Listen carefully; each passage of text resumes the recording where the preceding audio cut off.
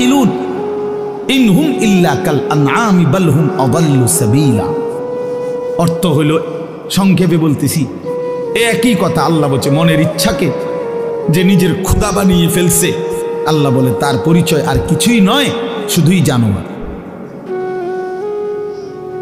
ইনহুম ইল্লা কাল আনআম, সে আর কিছুই নয়, শুধুই জানোয়ার। আনআম মানে কি? চতুষ্পদ জন্তু, এটা না? বাল হুম আযাল্লু সাবিলা, আল্লাহ বলেন বরং সে জানোয়ারের চাইতেও বেশি পথ হারা, গুমরাহ। কেন?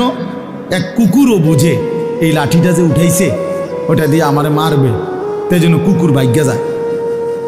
তাহলে কুকুরেরও এদ্দুর আকল আছে যে আমারে এই লাঠির থেকে বাঁচা উচিত, কিন্তু এই জানোয়ারে, এই চতুষ্পদ জন্তু বুঝে না যে এই গুনাহ আমারে জাহান্নামের আগুনে জ্বালায়ে ফেলবে, এটাও যে বুঝে না, এতটুকু আকলও যার কাজ করে না, এজন্য আল্লাহ বলছে বরং সে জানোয়ারের চাইতেও বেশি পথ হারা।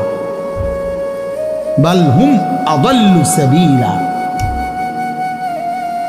জানোয়ারে যেদ্দুর রাস্তা চিনে, আল্লাহ বলছে এ এদ্দুরও চেনে।